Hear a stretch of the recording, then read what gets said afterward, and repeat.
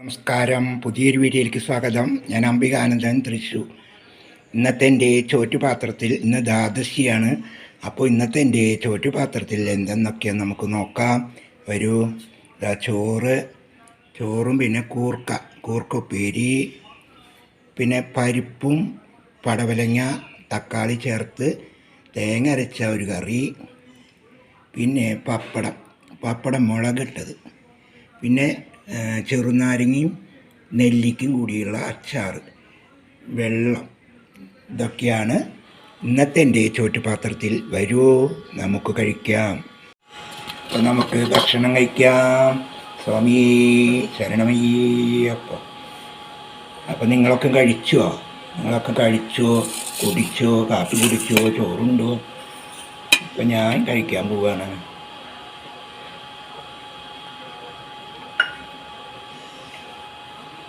അപ്പോൾ ഏകാദശി ഇന്നലെ കഴിഞ്ഞു, ഇന്ന് ദ്വാദശിയാണ്. അപ്പോൾ ദ്വാദശി കഴിക്കുകയാണ്, ഏകാദശിയുടെ ഭക്ഷണം കഴിക്കുകയാണ്. നെല്ലിക്കും ചെറുനാരങ്ങയും കൂടി മിശ്രിതമായ അച്ചാറ്.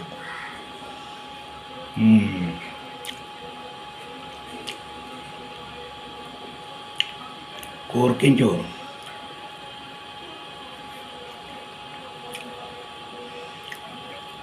ഞാൻ പറയാറുണ്ടല്ലോ, ഉള്ളത് കൊണ്ട് ഉള്ള പോലെ. അപ്പോൾ ഇന്നലെ പുഴുക്ക് വയ്ക്കാൻ മേടിച്ച സാധനങ്ങളൊക്കെ മിച്ചം വെച്ചിട്ടുണ്ട് കുറേശ്ശെ. അപ്പം അതിൽ നിന്ന് എടുത്തിട്ടാണ് ഈ കൂർക്കെടുത്തിട്ട് 2 പിടി ഇത്രയേ ഉള്ളൂ, അതെടുത്ത് ഉപ്പേരി വെച്ചു. അത് മതി. ഇതിൽ കൂടെ അതൊന്ന് ഒരു ഉപ്പേരി എന്ന നിലയിൽ മാത്രം. എന്നിട്ടൊരു കൂർക്കപ്പേരി ഇല്ലാത്ത ആളല്ല കേട്ടോ, എത്ര വേണേലും കഴിക്കും.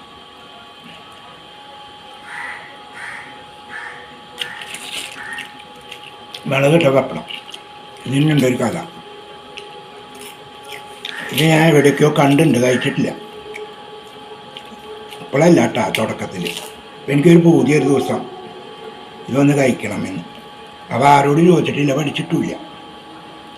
ഞാൻ എന്ത് ചെയ്തു, ഇതിലുള്ളി വേപ്പിൻ്റെ ഇലയൊക്കെ ഉണ്ടെന്ന് അറിയാം. അപ്പം അതൊക്കെ അങ്ങോട്ട് മൂപ്പിച്ചിട്ട് അതിൻ്റെ മുകളിൽ പപ്പടം ചെറുതാക്കി നുറുക്കി അങ്ങോട്ട് ഇട്ടു, മുളക് പൊടി ഇട്ടു. നോക്കുമ്പോൾ പപ്പടം പൊളയ്ക്കുകയോ, അങ്ങനെ അത് കരിഞ്ഞു. ഉള്ളിയും കരിഞ്ഞു, മുളകും കരിഞ്ഞു, പപ്പടം പൊളയ്ക്കില്ല. അങ്ങനെ അതെടുത്ത് ഞാൻ കളഞ്ഞു. പിന്നെ എനിക്ക് വാശിയായി, ഇതെങ്ങനെ ഉണ്ടാക്കണമെന്ന് അറിയണം. അങ്ങനെ ഞാൻ ഒരു ദിവസം കണ്ടുപിടിച്ചു. അപ്പോൾ കണ്ടുപിടിച്ചപ്പോൾ എന്താ, പപ്പടം ആദ്യം ചെറുതാക്കി വറുത്ത് നമ്മൾ കോരി വയ്ക്കണം. എന്നിട്ട് വേണം ആ വെളിച്ചെണ്ണയിൽ വെളുത്തുള്ളി, ചുവന്നുള്ളി ചതച്ചതും കറിവേപ്പിലയും ഇട്ട് മൂത്ത് വരുമ്പോൾ അതിൽ മുളക് പൊടി ഇട്ട് ഈ വറുത്ത് കോരി വെച്ച പപ്പടം അതിലേക്ക് കൊട്ടി ചേർത്തെടുക്കുകയാണ് ചെയ്യുക. അങ്ങനെയാണ് ഇപ്പോൾ ഞാൻ എടുത്തിരിക്കുന്നത്. ഇപ്പോൾ ക്ലിയറായി, ഞാൻ പഠിച്ചു.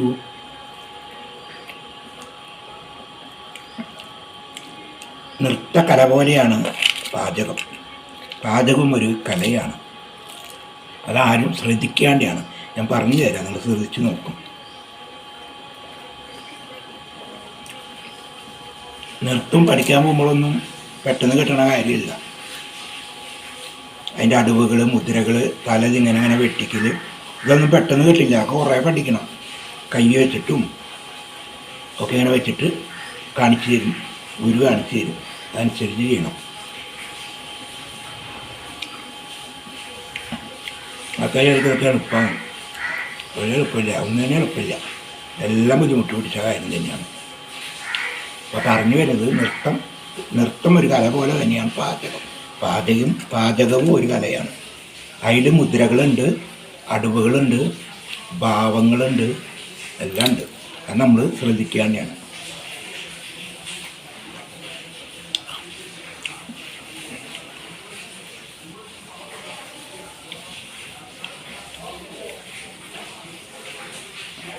നമ്മൾ കറി വയ്ക്കുമ്പോൾ അത് ഇറക്കി വയ്ക്കണത്, കയ്യിലെടുത്ത് കലക്കണത്, ഇതൊക്കെ ഒരു മുദ്രകളാണ്. പാത്രം എടുത്ത് വയ്ക്കണു, കഷ്ണങ്ങൾ നുറുക്കണം, അതിനൊക്കെ മുദ്രകളുണ്ട്. പലവർക്കും പല മുദ്രകളും ഉണ്ടായിരുന്നു. അത് കഴിഞ്ഞ് ഈ തല വെട്ടിക്കൽ അത് നമ്മൾ പാചകം ചെയ്തുകൊണ്ടിരിക്കുമ്പോൾ ആരെങ്കിലോടൊക്കെ സംസാരിക്കുമ്പോൾ തലയും വെട്ടും, കണ്ണുകളും വെട്ടും. അതുപോലെ എന്താ ഭാവം, നമ്മൾ കറി രുചിച്ച് നോക്കുമ്പോൾ ശൃംഗാരം വരും. ഞാൻ വെച്ച കറി നന്നായിട്ട് സൂപ്പർ എന്നുള്ളത്. പിന്നീട് കറി വല്ല കരിഞ്ഞു പോവുകയും രുചി കുറവുണ്ടെങ്കിൽ നമ്മളൊന്ന് കഴിച്ചിട്ട് ഭീമസകം വരും. അങ്ങനെ ഭാവങ്ങളും വരും നമുക്ക്.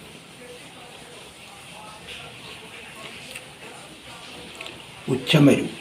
എല്ലാ ഭാവങ്ങളും മുതലുകളൊക്കെ നൃത്തത്തിലുണ്ട്. അത് നമ്മൾ മനസ്സിലാക്കുക, പഠിക്കുക. അപ്പോഴേ നമുക്കറിയുള്ളൂ. അത്രയാണ് മോളിൽ മക്കളെ വിശേഷം.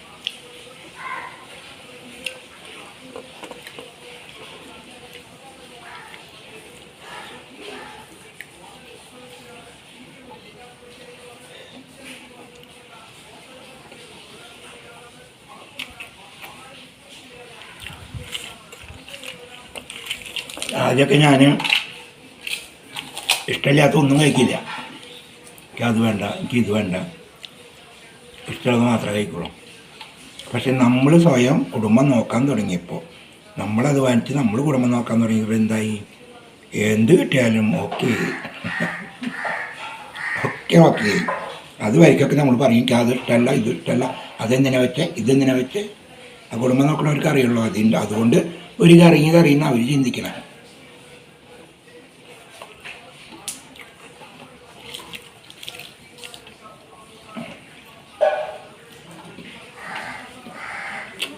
അതുപോലെ തന്നെയാണ് നമ്മുടെ ദുഃഖം മറ്റുള്ളവരോട് പറയുമ്പോൾ എല്ലാവരോടും പറയാൻ പാടില്ല. നമ്മൾ അങ്ങോട്ട് തിരിഞ്ഞാൽ കുറ്റം പറയുക. ആ സമയം ആ ദുഃഖം നമ്മൾ അനുഭവിച്ച അതേ ദുഃഖം അനുഭവിച്ചൊരു വ്യക്തി ഉണ്ടെങ്കിൽ ആ വ്യക്തിയോട് പറഞ്ഞാൽ ആ വ്യക്തി മനസ്സിലാവും, ദൈവമേ അന്ന് ഞാൻ അനുഭവിച്ചത് അതൊക്കെ എന്ന് മനസ്സ് തട്ടി നമ്മളെ ശാന്തപ്പെടുത്തും. അല്ലേ? അതൊക്കെ ശ്രദ്ധിക്കുക. അല്ലാത്ത ഒരാളോട് നമ്മൾ ദുഃഖം പറയണ്ട. അവരൊക്കെ പുച്ഛിച്ച് കയറും മനസ്സുകൊണ്ട്. നമ്മുടെ ദുഃഖം നമ്മളോട് തന്നെ പറയാം. കുറച്ച് കരയാൻ തോന്നിയ കരയുക. പിന്നെ ദൈവത്തിനോട് പറയാം. അത്രയുണ്ടോ? മിന്നുന്നതൊന്നും പൊന്നല്ല. നമ്മളോട് സ്നേഹം കാരണം സ്വന്തമാവട്ടെ, ബന്ധമാവട്ടെ, ആരാ കുടുംബങ്ങളാവട്ടെ, അല്ലെങ്കിൽ സ്നേഹിതന്മാർ ആരായാലും മിന്നുന്നതൊന്നും പൊന്നല്ല മക്കളെ. നമുക്കവരെ മനുഷ്യനെ മനസ്സിലാക്കാൻ നമുക്ക് കഴിയില്ല. നമ്മൾ ചിന്തിക്കണേക്ക് അപ്പുറമാണ്. നിഷ്കളങ്കരായവരെ പെട്ടെന്ന് വഞ്ചിക്കപ്പെടും. കാരണം എന്നെപ്പോലെ തന്നെയാണ് അവരും എന്ന് നമ്മൾ ചിന്തിക്കുക. പക്ഷെ അതല്ല കേട്ടോ. ഇന്ന് മനുഷ്യന്മാരോട് പെരുമാറണമെങ്കിൽ 1000 കണ്ണും 1000 കൈകളും വേണം. 1000 കണ്ണി അമ്മ എന്നൊക്കെ കേട്ടിട്ടില്ല. അതുപോലെ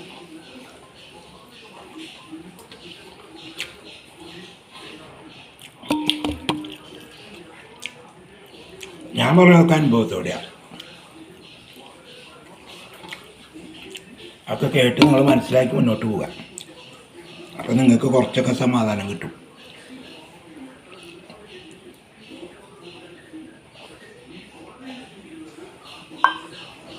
എൻ്റെ ഷർട്ടുകളൊന്നും അധികം ഞാൻ എടുക്കണതല്ല, ആരെങ്കിലും തരണതാണ്. അപ്പോൾ ഓണത്തിന് തന്നെ 2-3 ജോഡി കിട്ടിയതിരിക്കുന്നുണ്ട്. ഞാൻ ഇട്ടിട്ടില്ല ഇതുവരെ. അത് വല്ലയിടത്തേക്കൊക്കെ പോകുമ്പോൾ മാത്രം. അപ്പോൾ അമ്മയ്ക്കൊക്കെ വയ്യാത്ത കാരണം എവിടേക്കും പോകണില്ലല്ലോ. അപ്പോൾ ഇത് ഞാൻ എൻ്റെ അടുത്ത് തൃശ്ശൂർ ജില്ലയിൽ താണിക്കുടം എന്ന് പറയുന്ന ദേവീക്ഷേത്രമുണ്ട്. അപ്പോൾ അവിടേക്ക് ഞാൻ തൊഴാൻ പോയിട്ടുണ്ടായിരുന്നു 2-3 ദിവസം മുന്നേ. വീഡിയോ എടുക്കാൻ പറ്റിയില്ല. എൻ്റെ കൂടെ വന്ന കുട്ടിക്ക് ജോലിക്ക് പോകണം. അപ്പോൾ തിരക്ക്. അപ്പോൾ വീഡിയോ എടുക്കാൻ ഞാൻ നിന്നില്ല. ഇനിയൊക്കെ പോകുമ്പോൾ ആവാം. അപ്പം ഞാൻ ഇട്ടത് ഈ ഷർട്ട് എന്ന് പറഞ്ഞാൽ വെള്ളമ ഒരു ചാണകപ്പച്ച എന്നൊക്കെ പറയില്ല, അതിങ്ങനെ ഒരു കള്ളിയാണ്. പക്ഷേ ഇതെനിക്ക് ചേരുന്നില്ല എന്ന് എനിക്കൊരു തോന്നുക. വീഡിയോയിൽ ഇരിക്കുമ്പോൾ ഒരു നരച്ച പോലെ തോന്നണം. അത്ര ഭംഗിയില്ല എന്ന് തോന്നുന്നു എനിക്ക്. ഇളം കളറുകളൊക്കെ ഇഷ്ടമാണ്, പക്ഷേ ഇത് ഭംഗിയില്ല എന്നൊരു തോന്നൽ. അപ്പോൾ ഇത് ഞാൻ കഴുകി മടക്കി വയ്ക്കാൻ പോവാം. അപ്പോൾ ഇത്ര നേരം ഞാൻ സംസാരിച്ച എൻ്റെ വീഡിയോ ഇഷ്ടമായെങ്കിൽ ലൈക്ക് ചെയ്യുക, ഷെയർ ചെയ്യുക, കമൻറ്റ് ചെയ്യുക. അതുപോലെ എൻ്റെ ചാനൽ കാണാനായി പുതിയതായിട്ട് കടന്നു വരുന്ന മക്കളാണെങ്കിൽ നിങ്ങൾ ആ ബെല്ല് ബട്ടനും ചുവന്ന ബട്ടനും അമർത്തിക്കൊണ്ട് എൻ്റെ വീഡിയോകൾ കാണുക. അപ്പോൾ എൻ്റെ എല്ലാ വീഡിയോയും നിങ്ങളിലേക്ക് എത്തും. നിങ്ങൾക്ക് സന്തോഷമായിരിക്കാം, അറിവുകൾ നേടാം. എന്നിലേക്ക് വരൂ, എൻ്റെ അറിവുകൾ നിങ്ങൾക്ക് ഞാൻ പകർന്നു തരാം. എൻ്റെ മനസ്സിലൊന്നും ഒളിച്ചു വെക്കുന്നില്ല, എല്ലാം ഞാൻ തുറന്നു പറയുന്നു, തുറന്നു കാട്ടുന്നു. അപ്പോൾ അടുത്തൊരു വീഡിയോയിൽ നമുക്ക് കാണാം. അതുവരെ എല്ലാവരും സുഖസന്തോഷമായിരിക്കും.